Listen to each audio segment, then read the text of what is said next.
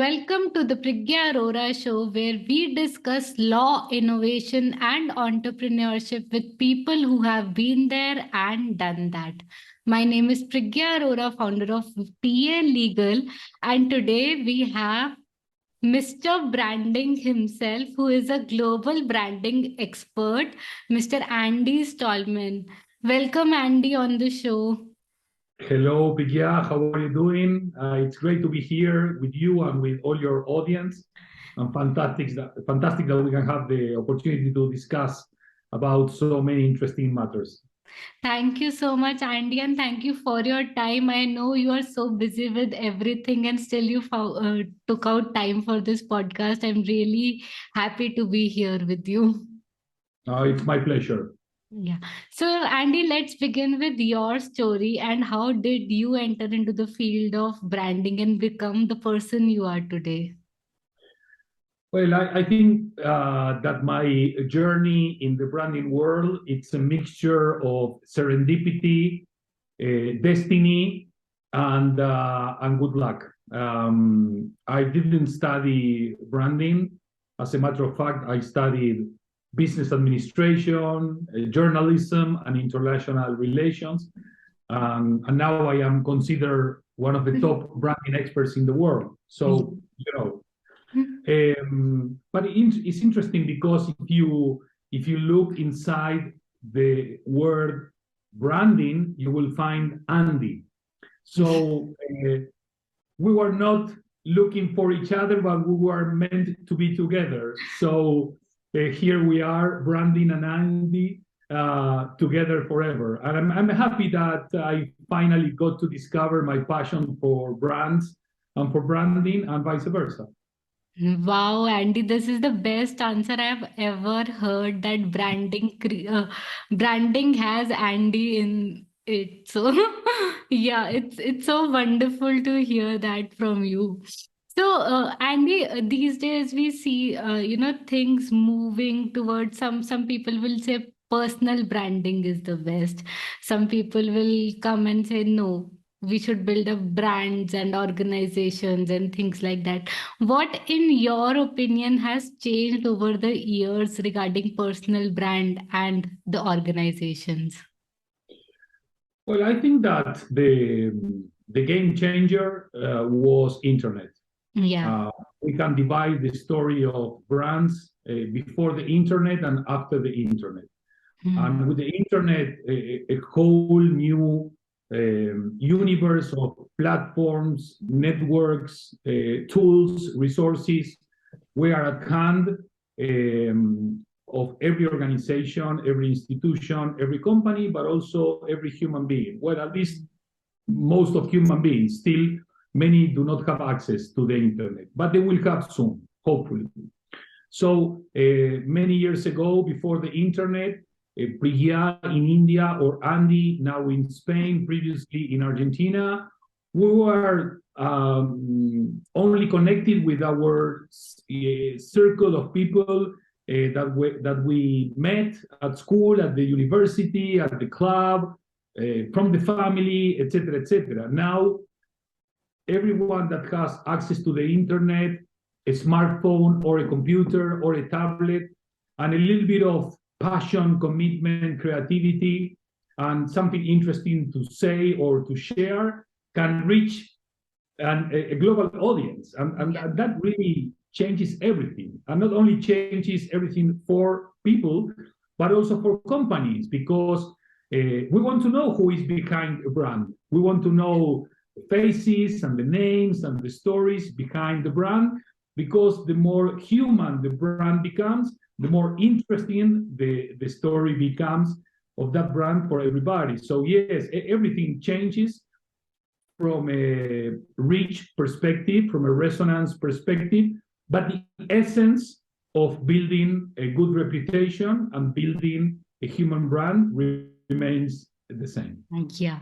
So what are the main elements according to you which people should keep in mind? Because I think, as you said, over the years it changed. Like from when we were young, there were billboards. There are still billboards, but people would prefer digital billboards or digital platforms, social media platforms. So, what are the main elements of branding which an organization or a person doing personal branding should consider? Okay.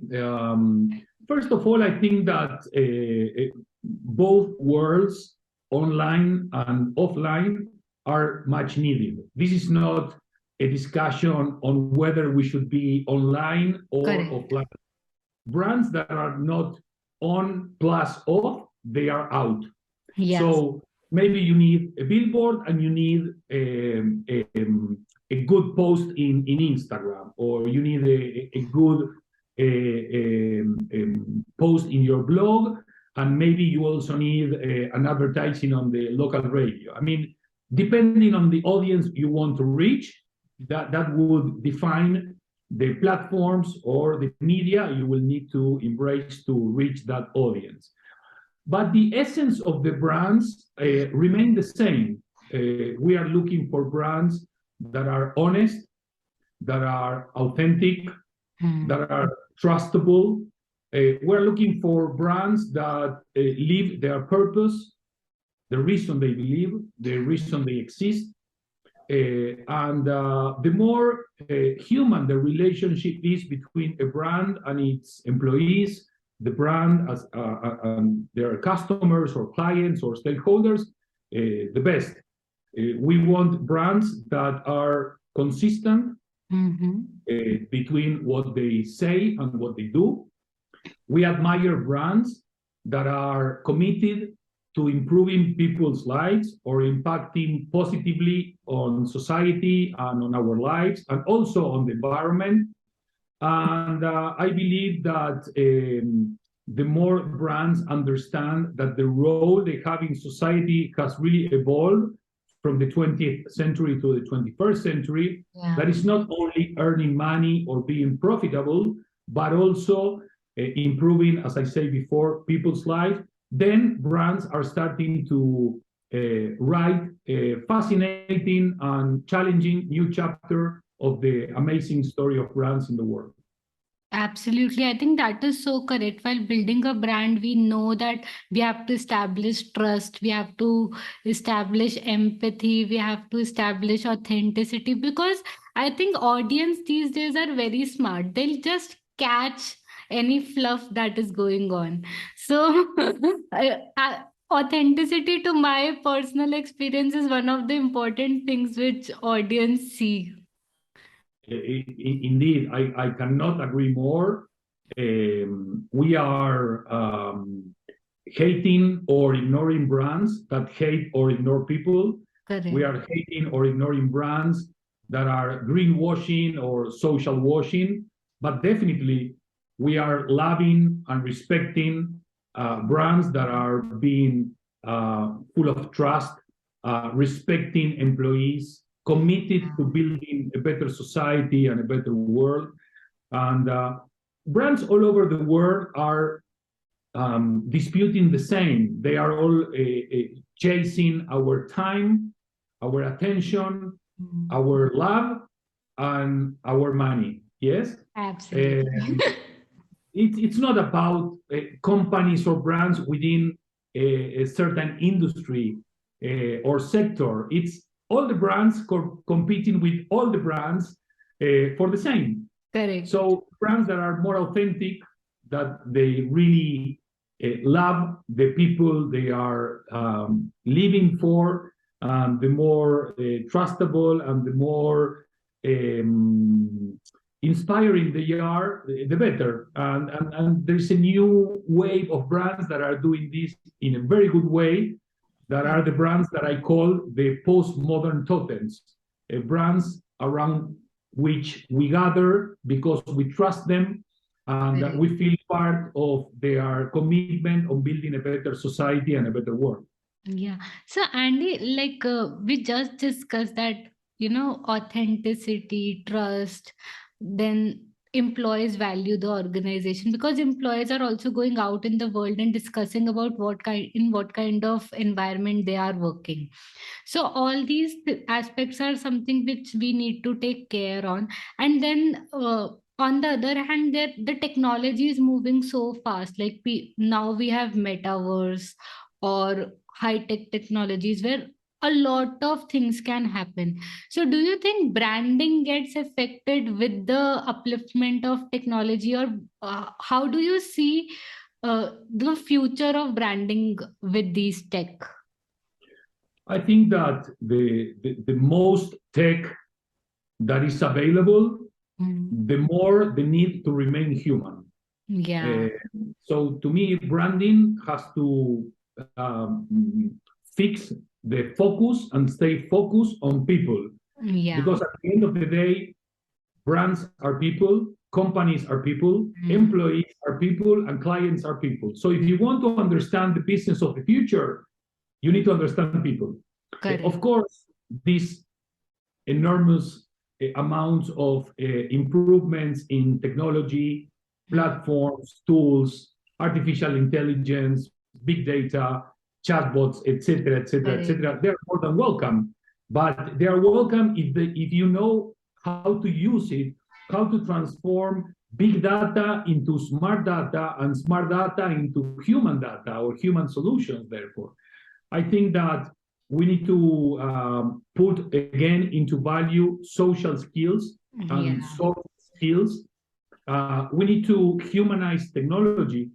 Technology cannot remain a territory for engineers, coders, or programmers. We need Correct. to put love and soul and heart into technology so it can become more human in all means.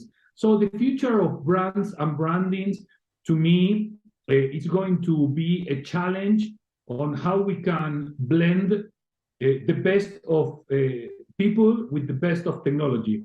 How we Correct. can put into value these two, let's say, separate parts of the same formula, Yeah. not to keep like um, a fight between them, but to Yeah. create a big hug between people and technology to keep humanity as the epicenter of everything that it's being developed, created, or transformed. Wow, Andy, this is an eye opener for me, because like if I consider myself as a consumer and I speak to some chatbot which is not giving me a human experience, probably I would not like to buy stuff. I'll not like to interact as well. So maybe I interact with a chat box who speaks just like you, and then I consider that it is Andy speaking to me, and I feel overwhelmed, happy, and joyous, and probably I'll go and buy stuff. So probably intermixing of that human elements is very, very important. Indeed, I think that there are certain situations in the client journey Mhm. where you may need to use technology, but you need to design the technology in order to make it as human as possible, because we are not ready yet, and technology is not ready yet to interact the way we expect from technology to interact. We Correct. are seeking for empathy. We are seeking for understanding. We are seeking for solutions. We are seeking for a little bit of love as well. Yeah. And machines can be very efficient and can be very good at that. But look, you are in India. I'm in Spain. Probably we have on the surface very little things in common. But I am sure that if we dig in, we are very similar. Correct. We have dreams, we have challenges, we have pains. We love the people we love. We want to transform our dreams into reality, etc., etc., etc. So, if we share 99% of our genomic code, people are more similar than we feel, than we think. Yeah. Sorry. So how is technology understanding people in order to bring empathy and love and caring into their relationship, and not put us in a defensive mode because the algorithm or the chatbot is not even understanding our accent or our communication. Correct, absolutely. It is so. I think there is another famous, I should not say famous, but a technique which is generally used with branding, which is called emotional marketing. So if you do not understand emotions of the person speaking to you, I think it's very difficult to probably portray the right message to that person, whatever message you want to portray. So I think emotional understanding of people has somewhere become very, very important. Absolutely, people. We are coming from dust from the stars. Yeah. Our very beginning is poetic. Yeah. We love stories. We are inspired by stories. We want to see movies that make us laugh or make us cry. We love superheroes, even though they are from movies or they are from our routinary life. We want to we are connected when there is a song that take us to an imaginary travel to our youth on our summer holidays, Yeah. or to remind us of a person that was important in our life. So certainly, and for sure, if we are what we feel, how our brands decoding how to connect emotionally with people. Yeah. Because most of brands are connecting emotionally with people, but in a bad way. They are making us angry. They are Yeah. making us to hate them. They are making us frustrate because they're not understanding us. Correct. So if we can create a bonding with love, respect, trust, inspiration, admiration, and so on, Yeah. then the opportunity for brands to grow and to improve in all their fronts, economic, financial, social, cultural, etc., could be massive. But brands are too worried about trying not to fail than discovering ways on how to do things in a better way. Yeah, absolutely. So, Andy, we'll come to next question because I know you are aware of laws and you are one of the experts. So, we consider trademark as the main focus element in branding. But do you think there are other elements of IP which are involved with branding and we should take care of them as well? I think I am an advisory director for the INTA board. Hmm. Uh, my background is not legal, even though Yeah. I am surrounded by legal experts, so I am learning a lot. I am contributing with another vision, a complementary vision, just Hmm. to contrast all these needs from a client perspective as well. We have a lot of things to do. First of all, there are so many companies, SMEs, big corporations that are not still aware of the importance of not only the trademark but also the IP protection in general. Yeah. So I think we still need to share with the world why this matters and why this is important. And maybe for IP practitioners that have been discussing about this since ever, it could be boring. But believe me, the big majority of the world hasn't heard about this. They don't understand about this, and we need to bring the voice and the importance of this to everybody. Correct. The importance of brands is every single day more and more relevant. Protecting the brands, protecting the ideas, protecting everything is absolutely critical and relevant. So sharing with the world, I think it's a very important first step. And the second step is to try to bring together the marketing and branding world with the trademark world, and try Yeah. to join in a bigger, more elevated conversation about how we can not only protect, but also discuss what's the importance of this for the next decade and beyond. What are the pending issues and matters that need to be addressed, and what can we do to close that gap?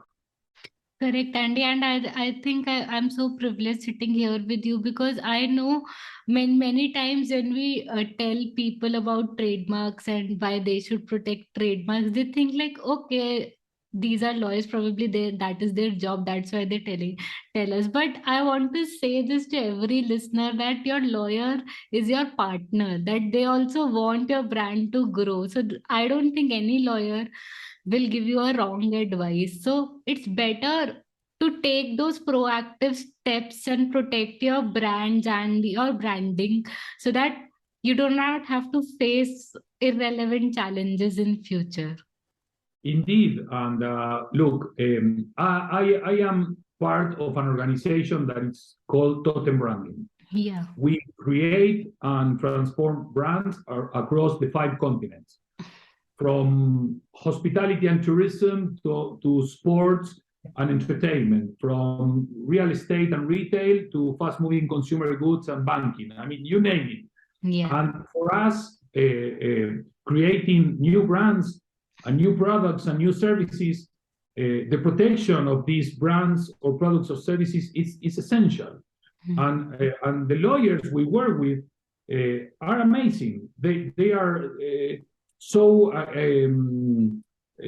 they help us so much with the strategy, with the needs, with the potential problems that could arise. But we are working together and jointly from scratch, not at the very end of the process. And that really creates a better process for us as a brand partner for a company anywhere, but for the company as well. They save money, they save headaches, and they have solutions faster and safer than they expected. So yes, I fully agree with you. We need to see our IP practitioners as strategic partners and work together and jointly, not only about the things we know, but also to ask and understand all the things that we don't know.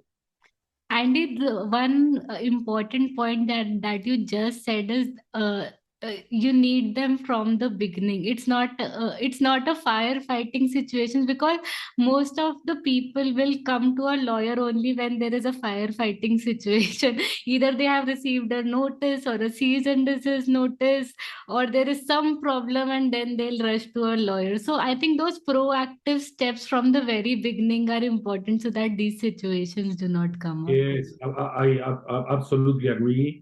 I was in Miami at the leadership meeting with the INTA board and the big conference.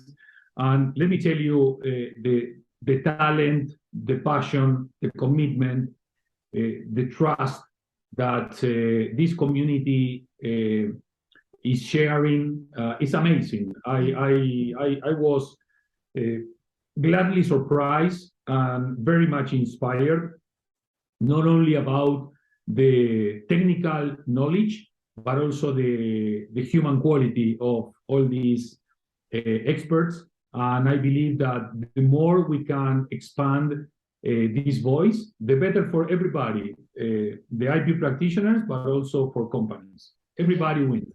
Wow. So I will probably be seeing you in INTA in Singapore this year. Hopefully we'll meet in Singapore in 2023. Yes. Okay, perfect. So Andy, you also mentioned that you have worked in many countries, many continents, and many diverse sectors. So can you tell us some interesting example, like how branding is different from one sector or one geographical area to another? Okay. In general, I have to say that branding is so global, is so international, that the essence of branding do not change from country to country or from industry to industry.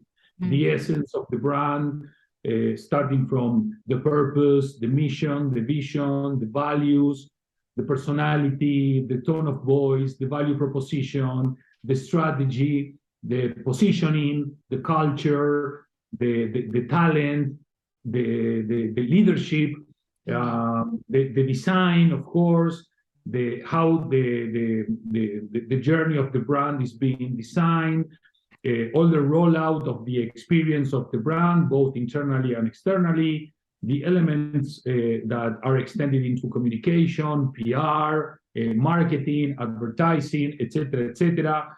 The virtual spaces and the brick and mortar spaces.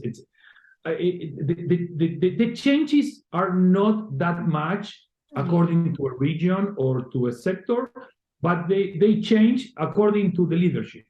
Yeah. There are leaders that are convinced about the power of good branding. There are some other leaders that are not very much convinced, but they are trusting the knowledge of branding experts. And there are some other people that they believe that the way they have been doing things up to now are enough for succeeding in the future, without understanding the changes that are being that are happening as we speak. Because maybe 20 years ago, talking about ethics was not as critical as it is now. Maybe sustainability was there, but not as much as it is today. Maybe talent or human capital, as some call it, I hate that, is very important. Diversity, equity, and inclusion is critical. Gender gap, etc., etc., etc. So if branding is everything and you are not understanding and believing in branding, then Houston, you have a problem. So it's more cultural from organization to organization than from country to country or from industry to industry. Wow, awesome. I think you have mentioned it very, very correctly, that people now have got more awareness to probably speak about these topics and think about these topics, which I don't think 20 years ago that was the scenario where people were speaking about empathy, authenticity, building relationships and things like that. So now people have more awareness, they are speaking about it, and they want to experience that. But also, and I totally agree with that, but on top of that, there is data that is showing that there is a common thread among the most valuable companies in the world. That is that they have a very strong brand. So investing in branding, as the phrase is mentioning, is not a cost, it's an investment. Correct. A good brand has a very strong return on that investment. So now we can not only speak about the importance of the brand in everything we have mentioned up to now, but also it's good for the business. Yeah, absolutely. It is an investment. Absolutely. So even for the non-believers on the power of a good brand, at least believe that it's good for the business, and eventually you will change your mind. Yeah, absolutely. So, Andy, now we'll do a quick rapid fire round, which is our 3-2-1 rapid fire round. Answer these questions very quickly. 3 things you are grateful for. I am very grateful for my family and for my friends and for my team and for my clients and for having good health. All these people and myself. I think these past years of COVID reconnect us with the importance of a good health, and knowing that we are very vulnerable now make me be more grateful with having good health and my loved ones, of course. Wow, awesome.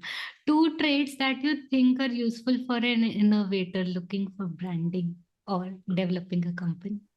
Repeat that, please. 2 traits that you think are useful for an innovator.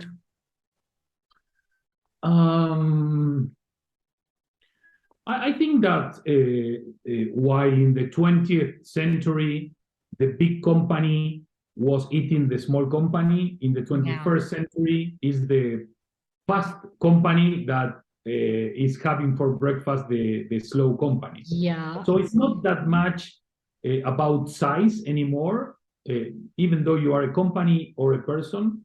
To me, it's about mindset.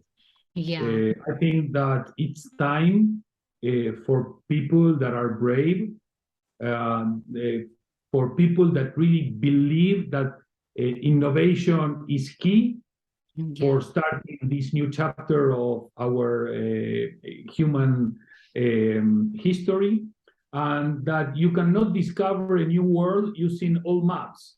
So the more open your mindset is to the things that challenge you, that create fear on you, that make you feel uncomfortable, those are the things you need to tackle. Absolutely amazing. So, Andy, now one aspiration you have for the future. Well, on a professional point of view, one of the things that I have discovered working, creating or transforming brands in the five continents for the past almost 3 decades is that brands are really having a new role. Therefore, I am having a new role as well. So what's that new role? If more than half of the world population believe in businesses and companies to improve people's lives, more than they trust politicians, I think that the best brands or the better brands we build or transform, the better companies we will have. If we have better brands and better companies, we will have a better society. And if we have a better society, we will live in a better world. So my ambition is to keep working and helping companies to create better brands, to impact positively in our society so that we can live, not only us in a better world, but also our children and grandchildren in the near future. Beautiful. I love the analogy you gave with companies and the politicians. I think companies are doing really well. So, Andy, and any final thoughts before for our audience before we conclude? Final thought. I have to confess that I am very inspired with this space, with this opportunity. You are in India. I am in Spain. I was originally born and raised in Argentina. I don't even know how we discover each other, but here we are speaking. It's late at night in India. It's almost evening here in Spain. I love to see I can feel your passion, your commitment. I can feel that what you do is something you love. And it is shown that the energy, the vibes are coming through whatever satellite is connecting us. And I think this is fantastic. There are so many things that unite people more than they separate us. So the more we can stress on the things that connect us, the better for everybody. It doesn't matter if it's in India, in the US, in Argentina, or in Spain. We all smile in the same language. Wow. And I am very grateful for the opportunity of having this conversation with you today. Thank you so much, Andy. My smile became wider because of your words, and I love the way we both are smiling today. Thank you so much. Thank you. Hey there, thank you for attending today's session. If you enjoyed today's session, do follow our channel and consider sharing it with a friend. My name is Priggya Arora, daughter of inspiring parents, alumna of IIT Kharagpur, engineer turned lawyer and entrepreneur, and now founder of PA Legal, where we help creators and innovators protect their intellectual property. Thank you.